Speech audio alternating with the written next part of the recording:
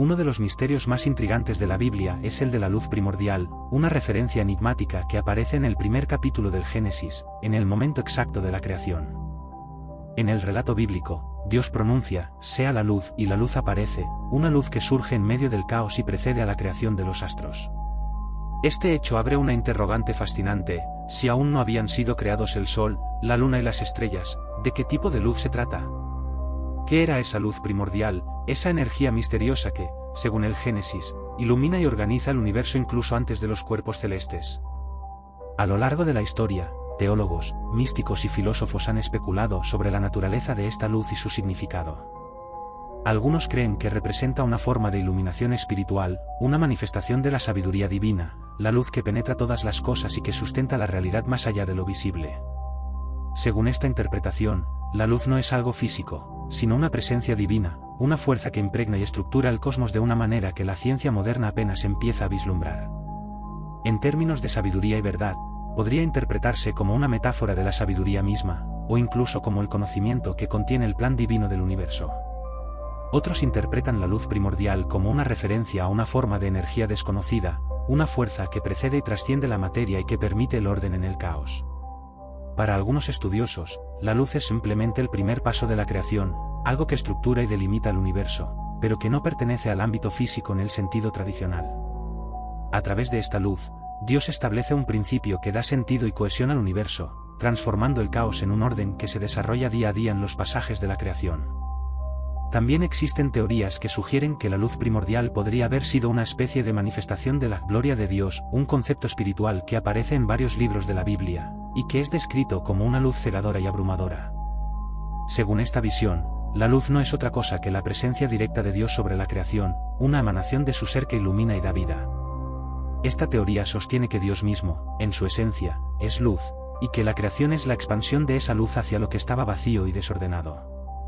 Otra interpretación sugiere que esta luz podría estar relacionada con el Logos o Verbo, que aparece en el Evangelio de Juan y que simboliza el poder de la palabra divina que da forma y vida a la creación. En esta línea de pensamiento, la luz es la primera manifestación del Verbo, una presencia que trae orden al universo y que es el punto de partida de toda existencia. La luz es el Fiat Lux en su forma más pura, y representa una intervención directa de Dios para definir y dar vida a todo lo que vendría después. Sin embargo, el misterio de la luz primordial sigue siendo en gran medida una incógnita. A pesar de los esfuerzos por comprender su significado, la luz sigue siendo un símbolo enigmático, algo que escapa a la razón humana y que sugiere la existencia de fuerzas que van más allá de nuestra comprensión. ¿Qué nos quiso enseñar la Biblia con esta referencia? ¿Es la luz algo que aún podemos experimentar, o pertenece a una realidad espiritual a la que solo se puede acceder a través de la fe? Hay quienes han propuesto que la luz primordial puede volver a manifestarse en el final de los tiempos, como una señal de la renovación de la creación. En el Apocalipsis, se describe una ciudad celestial en la que no habrá necesidad de sol ni de luna, porque la gloria de Dios la ilumina. Algunos piensan que esta mención es una referencia a esa misma luz que apareció al principio de los tiempos, y que cerrará el ciclo de la creación. Así, la luz primordial no solo representa el comienzo, sino también el final de la historia del mundo, un retorno a la perfección original de la creación. La luz primordial es, en última instancia, un símbolo de la grandeza y el misterio de Dios, una presencia que lo abarca todo y que, sin embargo, sigue siendo inalcanzable para el entendimiento humano. Es una luz que ilumina y organiza, pero que también guarda secretos que probablemente jamás serán revelados. Como la primera manifestación de la divinidad en el universo, la luz primordial es un recordatorio de que el origen de todas las cosas está más allá de la ciencia y la filosofía, en el ámbito de lo divino y lo eterno. ¿Será que alguna vez comprenderemos este misterio, o está destinado a permanecer fuera de nuestro alcance, como un reflejo de la infinitud y el poder de Dios?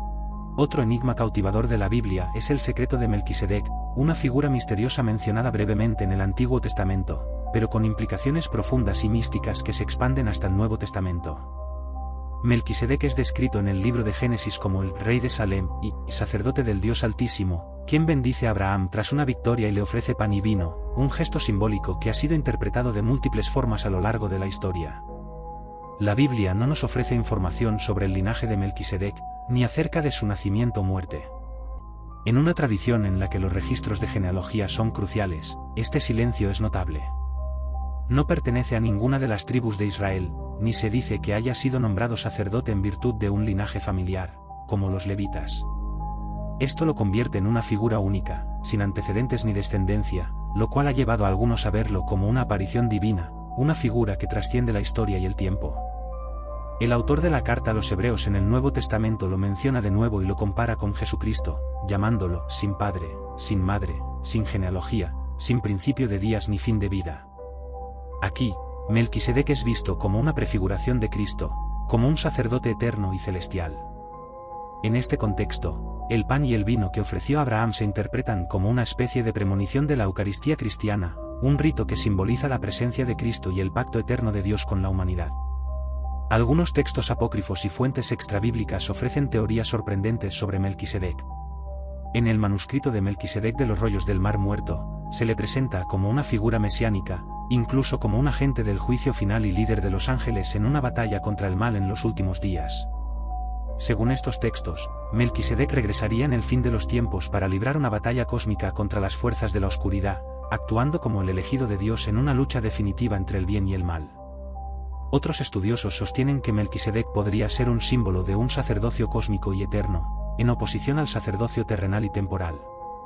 En esta interpretación, su figura representa un arquetipo espiritual, una conexión entre Dios y la humanidad que trasciende cualquier estructura terrenal. Melquisedec sería entonces un recordatorio de que el verdadero servicio a Dios no se limita a un templo ni a una nación, sino que pertenece a una dimensión más elevada y eterna. Otra teoría sugiere que Melquisedec podría ser una manifestación de una de las teofanías o apariciones de Dios mismo en la historia humana. Esto explicaría su naturaleza divina, su sacerdocio eterno y su misteriosa presencia sin principio ni fin. De hecho, en algunas tradiciones místicas, Melquisedec es considerado un sacerdote celestial, alguien que pertenece a una orden de sacerdotes celestiales que sirven en el santuario eterno de Dios. El enigma de Melquisedec sigue fascinando a teólogos, historiadores y místicos hasta el día de hoy. ¿Es Melquisedec una aparición divina, un símbolo místico o una prefiguración de Cristo? ¿Es acaso un intermediario celestial, un mensajero de Dios que aparece en los momentos cruciales de la historia sagrada? Al igual que otros misterios en la Biblia, la historia de Melquisedec parece ofrecer tantas preguntas como respuestas, invitándonos a reflexionar sobre el alcance y la profundidad de los planes de Dios, planes que muchas veces quedan ocultos tras el velo del tiempo y el espacio. Su figura, aunque breve, se convierte en una de las presencias más enigmáticas en toda la Escritura, evocando preguntas sobre el propósito divino, el sacerdocio eterno y el misterio de los emisarios celestiales. La sombra de Melquisedec permanece en el umbral entre lo divino y lo humano, un recordatorio de que hay aspectos de la fe que permanecen más allá de nuestro alcance, en el dominio de lo eterno y lo inefable. Otro de los secretos más profundos y asombrosos de la Biblia es el misterio del tabernáculo celestial.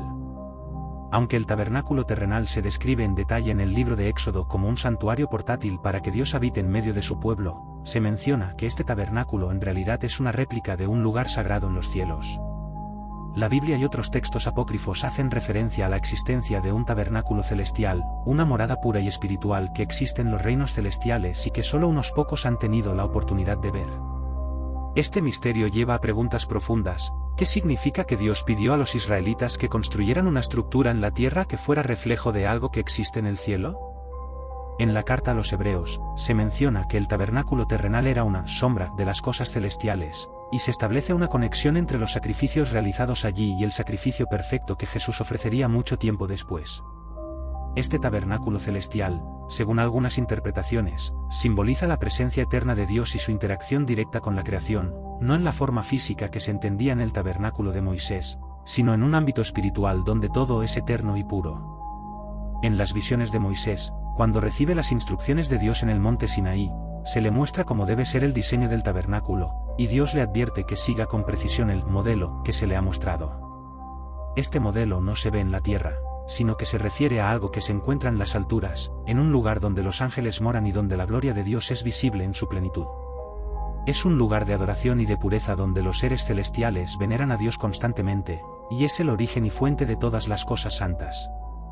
Este tema también se retoma en el libro del Apocalipsis, donde Juan describe un templo en el cielo y un arca del pacto celestial, sugiriendo que los elementos sagrados que conocemos en la tierra son solo representaciones temporales de realidades eternas. El tabernáculo celestial nos invita a pensar en la conexión entre el cielo y la tierra y en cómo todo lo que conocemos es, de alguna forma, una imagen o un reflejo de algo superior y eterno. Es también un símbolo de la pureza de la presencia de Dios, inmaculada y radiante, a la cual solo los justos y puros podrían acercarse. Además, este tabernáculo se presenta como un recordatorio de la esperanza que tienen los creyentes de llegar, algún día, a ese lugar sagrado en los cielos. Uno de los misterios más cautivadores de la Biblia es el de la ciudad de oro, una visión descrita en el Apocalipsis y mencionada en profecías antiguas como el destino final de los justos, un lugar de paz y esplendor más allá de la comprensión humana. Esta ciudad, conocida como la Nueva Jerusalén, representa la culminación de la historia de la salvación y es descrita como una ciudad que desciende desde el cielo, completamente iluminada por la gloria de Dios y decorada con piedras preciosas, perlas y calles de oro puro. Pero su significado es más profundo y simbólico que una simple descripción de materiales preciosos. La Nueva Jerusalén se presenta no solo como un lugar, sino como el símbolo perfecto de la unión entre Dios y su pueblo. En esta ciudad, no hay necesidad de sol ni de luna, pues la gloria de Dios la ilumina, y sus puertas nunca se cierran, representando la apertura continua de Dios hacia sus hijos, y la paz que reina en su presencia. A diferencia de las ciudades terrenales, esta no conoce la oscuridad ni el temor, pues allí, el mal y la muerte han sido vencidos para siempre. Lo curioso de esta visión es la estructura de la ciudad, se describe como un cubo perfecto, de inmensa altura y profundidad, que desafía cualquier medida humana. Según algunos estudiosos, esta estructura cúbica se asemeja al Santo de los Santos en el tabernáculo y el templo, el lugar más sagrado de la tierra, reservado exclusivamente para la presencia de Dios. Esto refuerza la idea de que esta ciudad es, en sí misma, un lugar de intimidad absoluta con lo divino, donde cada uno de sus habitantes vive en una conexión directa y eterna con Dios, sin intermediarios.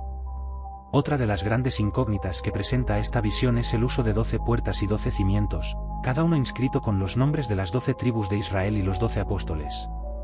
Esta disposición representa la unión entre el antiguo y el nuevo pacto, la totalidad del pueblo de Dios a través de todas las épocas, y es un recordatorio de que en la Nueva Jerusalén no habrá divisiones, sino una unidad perfecta de todos los que han seguido el camino de la fe. Algunos interpretan esta ciudad como una metáfora de la renovación espiritual, en la que cada creyente experimentará la paz y la perfección al acercarse a Dios, pero otros creen que es una promesa literal de lo que vendrá después del fin de los tiempos, cuando esta ciudad sagrada descienda en el último acto de la redención divina.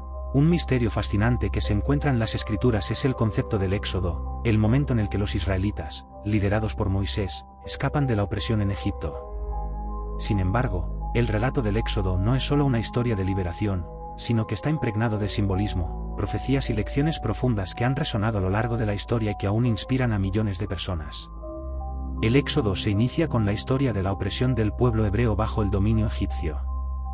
Durante generaciones, los israelitas fueron sometidos a trabajos forzados, y su sufrimiento fue tan intenso que clamaron a Dios en busca de liberación. Este clamor es una de las primeras lecciones del relato, la necesidad de la comunidad de mantener la fe y la esperanza en tiempos de adversidad. La historia nos dice que Dios escuchó su sufrimiento y envió a Moisés para guiarlos hacia la libertad. El llamado de Moisés es una de las partes más fascinantes del Éxodo. La famosa escena de la zarza ardiente, donde Dios se revela a Moisés, es un punto crucial en la narrativa. Este encuentro no solo marca el inicio de la misión de Moisés, sino que también establece la relación entre Dios y su pueblo. Dios se identifica como Yo soy el que soy, un nombre que encapsula la eternidad y la soberanía divina. Este encuentro también plantea preguntas sobre la identidad y la misión. Moisés, un hombre que creció en la corte del faraón pero que también es hebreo, es llamado a ser el líder de un pueblo oprimido. Este contraste resuena a lo largo de la historia, recordándonos que los líderes a menudo provienen de lugares inesperados y que Dios puede usar a cualquiera para cumplir su propósito. A lo largo del viaje del Éxodo, se presentan una serie de plagas que Dios envía a Egipto para convencer al faraón de que libere a los israelitas. Cada una de estas plagas no solo es un acto de juicio, sino también un desafío a los dioses egipcios. La transformación del agua en sangre, la plaga de ranas, y la muerte de los primogénitos son solo algunas de las maneras en que Dios demuestra su poder y autoridad. Cada plaga está diseñada para desmantelar la falsa seguridad de Egipto y exponer la futilidad de los ídolos. La 10ª plaga, la muerte de los primogénitos, culmina en la institución de la Pascua, un evento que se convierte en un símbolo de redención y salvación para los hebreos, donde la sangre de un cordero se utiliza para marcar las puertas de las casas, protegiéndolos del juicio. El momento culminante del Éxodo es la separación del Mar Rojo, donde los israelitas escapan de la persecución egipcia. Este evento no es solo un acto de liberación, sino también una representación del paso de la esclavitud a la libertad. Cuando Moisés levanta su vara y las aguas se separan, el pueblo de Israel atraviesa en seco, simbolizando un nuevo comienzo y la promesa de una tierra prometida. Este acto de fe, donde los israelitas deben avanzar a través de las aguas, se convierte en una metáfora poderosa sobre la fe y la confianza en Dios en momentos de incertidumbre. El Éxodo también tiene un aspecto muy importante en la formación de la identidad nacional y espiritual de Israel. Después de cruzar el Mar Rojo, los israelitas llegan al monte Sinaí, donde reciben la ley y los 10 mandamientos. Este momento marca el establecimiento de un pacto entre Dios y su pueblo, donde se establecen las bases morales y espirituales que guiarán su vida. La entrega de la ley es un momento de profunda revelación, ya que no solo se trata de reglas a seguir, sino de una guía que refleja el carácter de Dios y su deseo de tener una relación cercana con su pueblo. A lo largo de su travesía por el desierto, los israelitas enfrentan desafíos, dudas y rebeliones. Sin embargo, estos periodos de dificultad también se convierten en oportunidades para el crecimiento espiritual y el fortalecimiento de la comunidad. El maná del cielo, la provisión divina durante su travesía, simboliza el sustento espiritual que Dios proporciona a su pueblo. Cada día, los israelitas deben confiar en Dios para su provisión, un recordatorio de que la vida no se basa solo en la autosuficiencia, sino en la dependencia de lo divino. Finalmente, el Éxodo culmina en la llegada a la tierra prometida, pero la travesía de los israelitas es un viaje de fe que abarca muchas lecciones sobre la obediencia, la confianza y la fidelidad. Este relato ha perdurado en el tiempo como un símbolo de esperanza y liberación, recordándonos que la libertad no es solo física, sino también espiritual. A lo largo de los siglos, el Éxodo ha resonado en la lucha de muchos pueblos por la libertad y la justicia, convirtiéndose en una narrativa poderosa que trasciende el tiempo y las culturas, ofreciendo lecciones de vida que todavía son relevantes hoy en día.